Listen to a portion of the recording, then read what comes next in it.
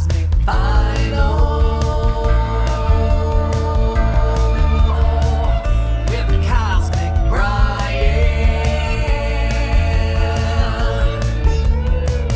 Better wear your mind shields 'cause he can see your soul. It's Cosmic Vinyl.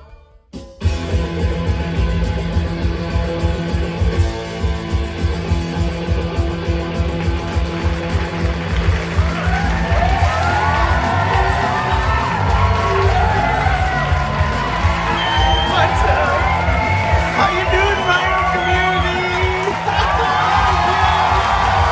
Welcome, YouTube. Welcome, Vinyl Community. Cosmic Vinyl is here. We are your friends.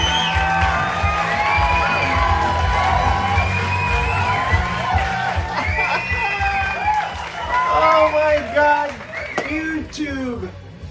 Vinyl Community, welcome to Cosmic Vinyl. I am your Captain Cosmic Vinyl, Brian. What did I just say? I'm stuck in a time warp. No, your old friend Cosmic Brian is here for you. You guys want to check out some good records, you better stick around because got a nice little stash, nice haul here for you. So if that sounds like something you're interested in, let's get this thing going. Check it out. I showed you this in the last video when I dedicated the punk rock records to Dr. October and the Kid. This Raxola is freaking fantastic, and that's what we're spinning right now. Wish I would have showed you the vinyl because it's brightest pink you've ever seen. Man, I want to sink that pink, baby. Woo! All right, you guys ready for this? I know what you're asking for. All right, let's do it. Crack-a-lacky, crack-a-lackin'. Let's do this. Hoist it up and swallow her down. The nectar of the gods, by and bigare. What am I saying? A big chug. Oh, yes, my good friend, of I love course. that Sex Pistols guitar riff.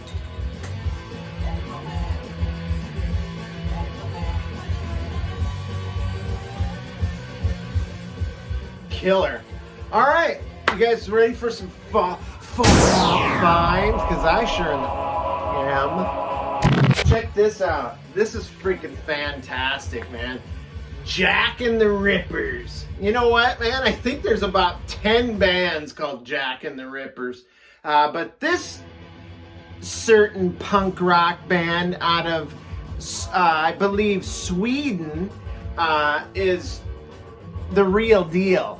Late 70s punk power pop. This was actually released in 2021.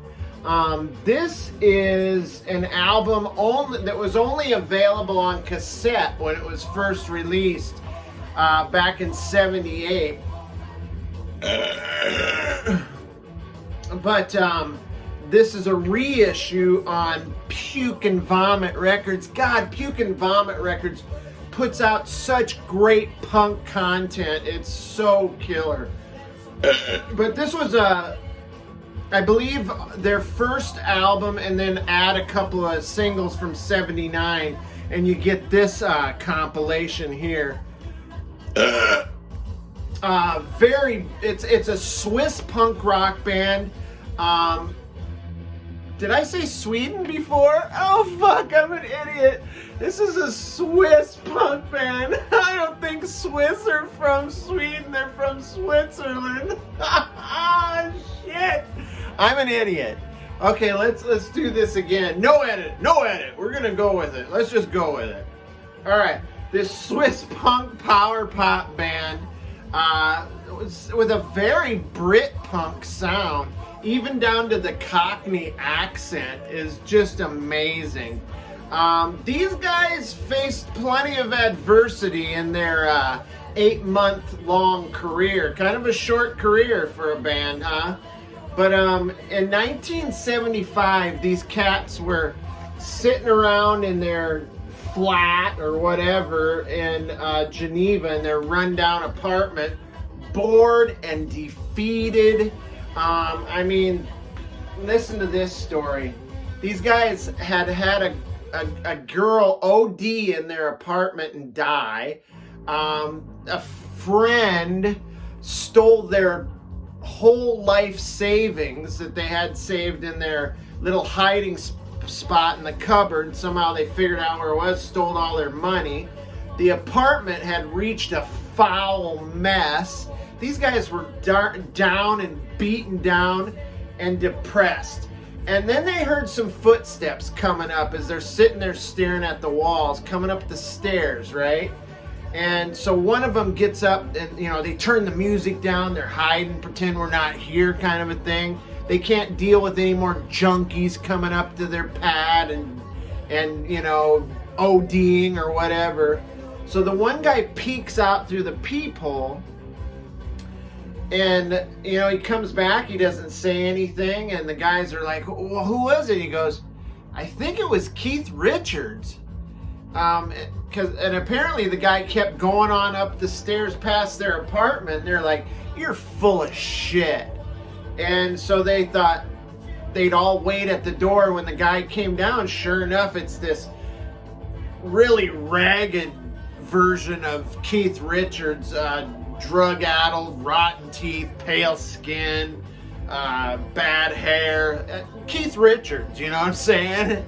And anyway, they found out that Keith Richards was a friend of this guy in their upstairs apartment who was also a musician. And so they decided to form a band with this guy upstairs.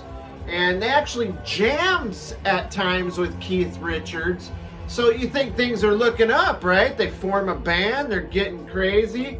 Well, one member ends up quitting and going to Africa, where he is then robbed and killed, shot and killed.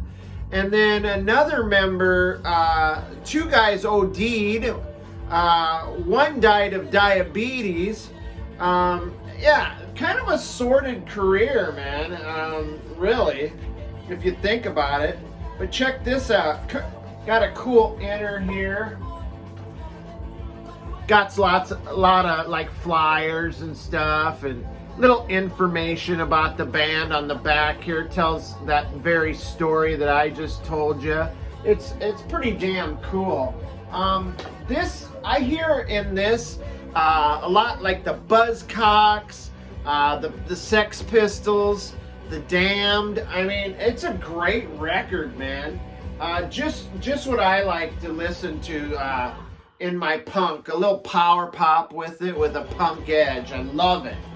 Great stuff. And then moving right along, check this shit out. I've been eyeballing this one at the store for a while. I don't know why I didn't pick it up before now. But this is the Partisans, their self-titled record right here. This, I believe, was originally released in 1983 on the No Future records. But this particular reissue was released in 2019. Again, on the Puke and Vomit label. Thank God for those guys. But this is Welsh punk, hardcore punk rock band from South Wales. I mean, how do you go wrong with this shit with guys like with names like Shark, Spike, and Savage, right? I mean, that sounds cool as shit. And this is fantastic punk rock. Definitely that late 70s, early 80s sound. Heavy Pistols, Clash, and Ramones influence stuff here. Little cosmic trivia. You want cosmic trivia? Okay, I'll give you cosmic trivia.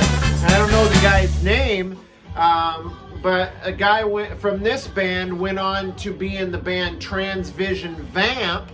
Then after that went on to be in the 90s alt-rock band Bush. Waiting for the applause, because everybody loves Bush, right? Nirvana copy band, pretty much. Bush, you guys don't like Bush? Fucking guy was married to Gwen Stefani at one time? Well, fuck y'all then. No, I'm just kidding. Bush was a bunch of posers. No, I like Bush. I'm just kidding.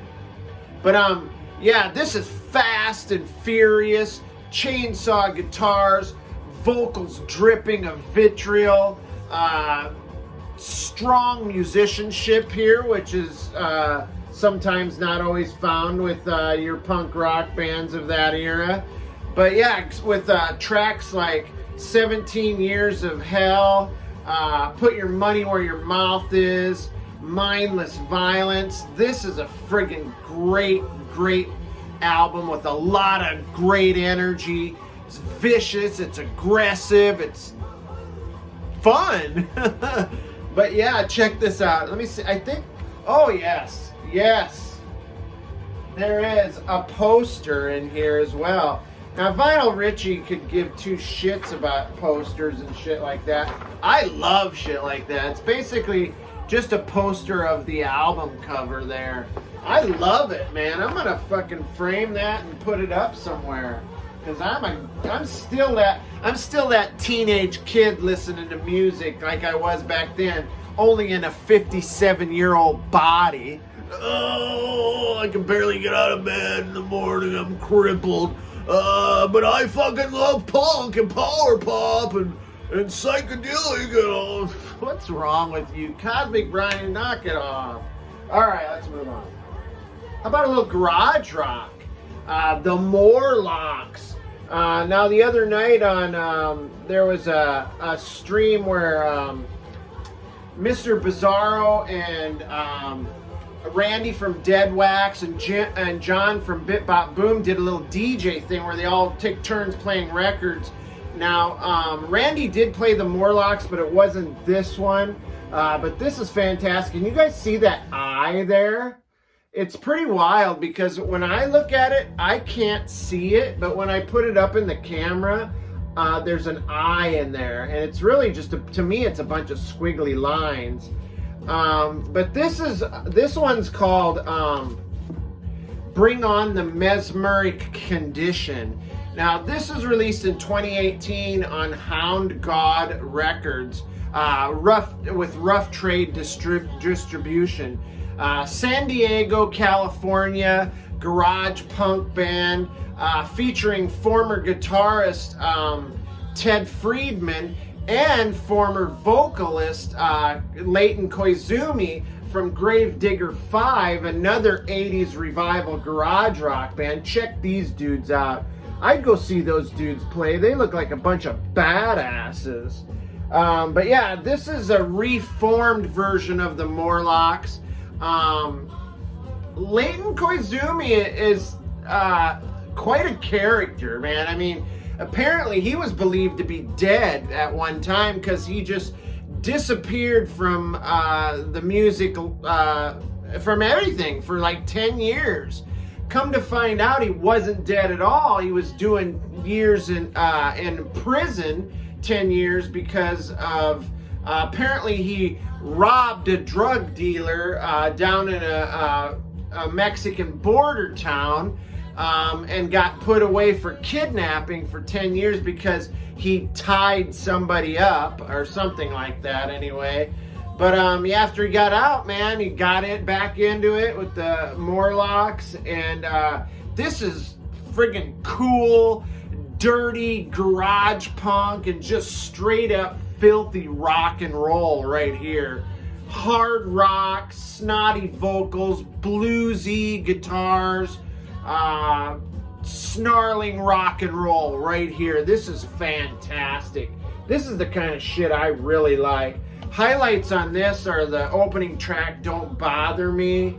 Heart of Darkness is just a killer track, and it is dark, believe me. No One Rides for Free is a great track. What I get from this is a little bit of the Seeds, Flaming Groovies. I get a little of that here too. But yeah, this is so freaking great. They end this album with a cover of a 13th Floor Elevators song called You Don't Know How Young You Are. It's friggin' great. I love this Morlocks album, man. I love it a lot better than the Gravedigger 5. I'll give him that right now. That might raise a few eyebrows. How about a drink? I'm a little thirsty. Oh shit, listen to this. This is great.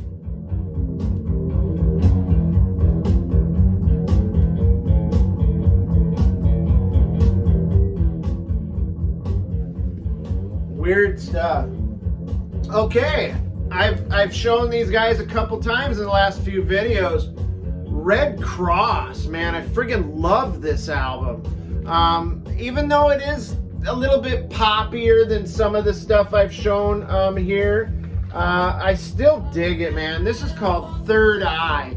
It was released in 1990. I can't remember what album or what record company, and who gives a fuck, because you guys don't give a shit about that.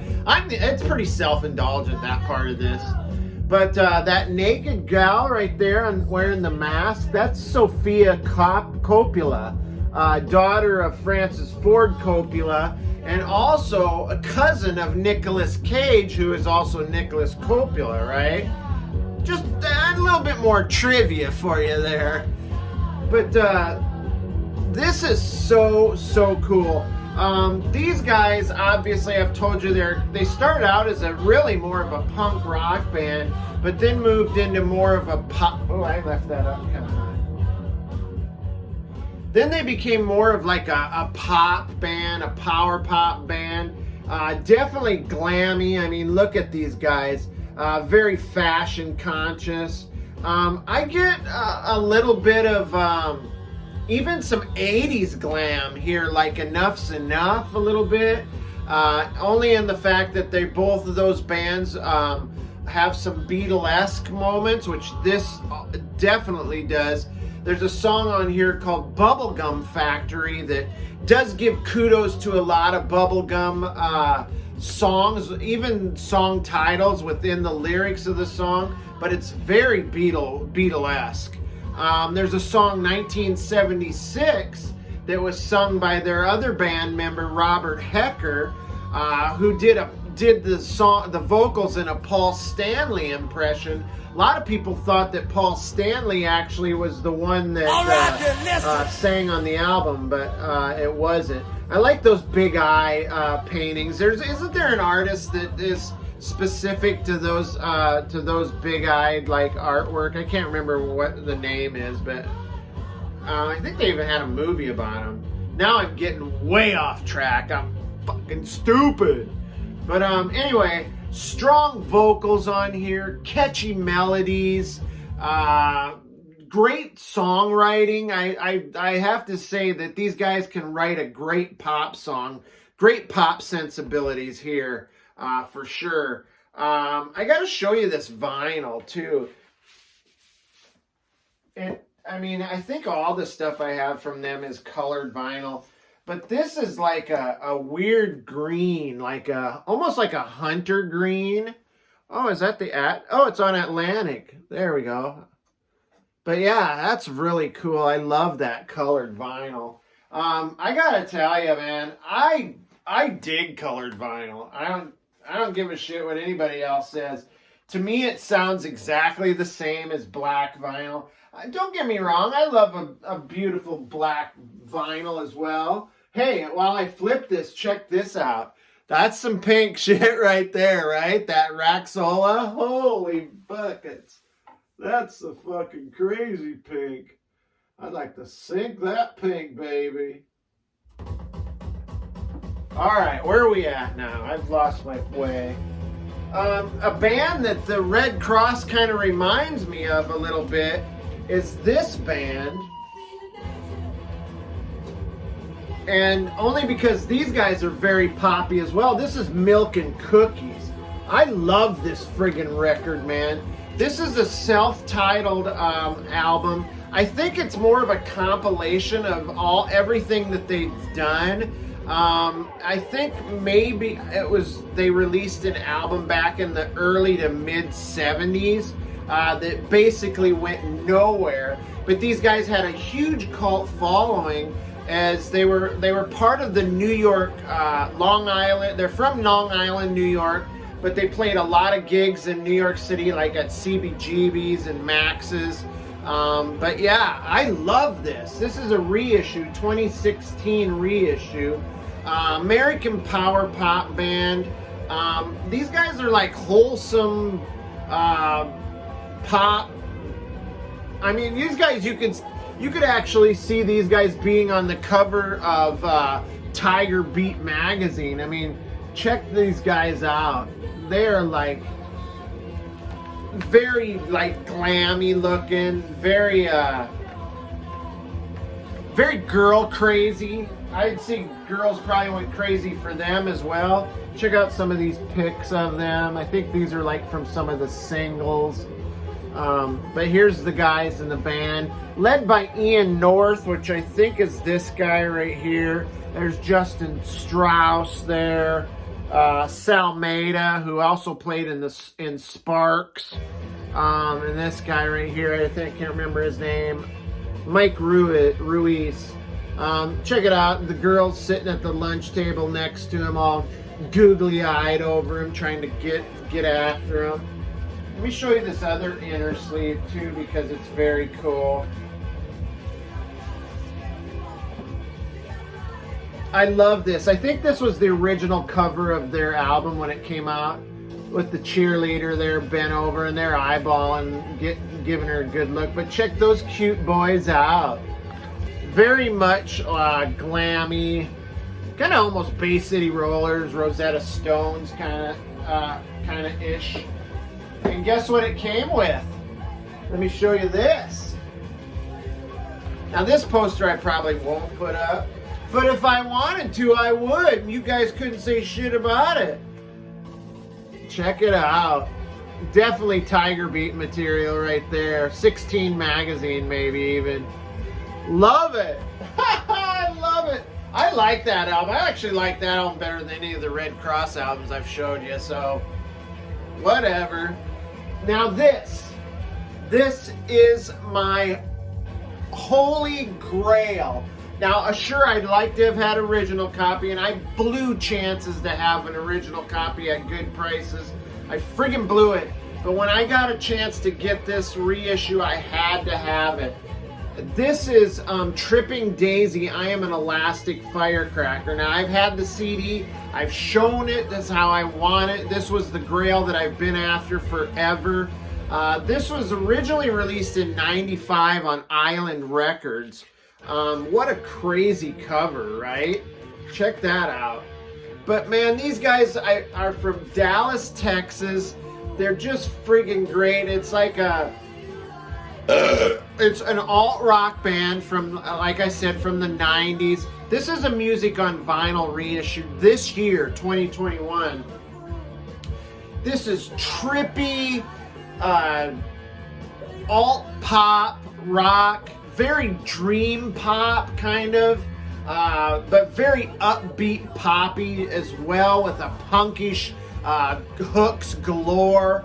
Oh man, this is one of my top 10 albums of all time. Like I said, from the Dallas area, they were huge down there, led by Tim DeLauder. One of the guys actually died of a drug overdose, which is sad as hell, because that was basically the end of Tripping Daisy. But yeah, this is fantastic. Their hit song, which would have been, it was an alt-rock smash, was called I Got a Girl. I got a girl who lives with me. I got a girl, she smells so sweetly. But that's not even the best song on here. Songs like Motivation, Trip Along, Raindrops, Noose. This is great. If you guys don't know about I'm an Elastic Firecracker by Tripping Daisy, you must check it out. This is fantastic. All right, you guys, that's it, man. That's my far-off finds. Thanks for sticking around, man. Hope you guys come back sometime. Hey, we'll catch you next time. All right, guys, I'll see you guys to the transporter room. You guys are out. Catch you next time, Vinyl Community. Subscribe, ring the bell. You won't be sorry.